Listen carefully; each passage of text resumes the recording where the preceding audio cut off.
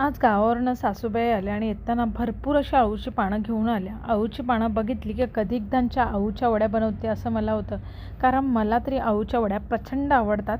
मग इथे अळू वड्या बनवायला घेतल्या. बेसन घेतलं, त्यामध्ये मस्त हळद, मीठ, मसाला घातला आणि अद्रक, लसूण, मिरची, कोथिंबीर यांचं हिरवं वाटणही तयार केलं. अळू वड्या बनवताना मला गूळ घालायला बिलकुल आवडत नाही, थोड्या गोडसर लागतात. त्याऐवजी मी चिंच किंवा लिंबू पिळून घालते. मात्र अळू वड्या बनवताना मी सुकं खोबऱ्याचं वाटण मात्र नक्की टाकते. त्याने अळू वड्या खूपच छान होतात आणि मला तरी प्रचंड आवडतात. आणि बघा इथे मस्त असे अळू वड्यांचे सगळे रोल बनवून घेतले आणि त्यावर भरपूर तीळ घातले. तीळ वरनं घातले की अळू वड्या अजूनच छान लागतात आणि मला तरी आवडतात, म्हणून मी भरपूर तीळ घालते.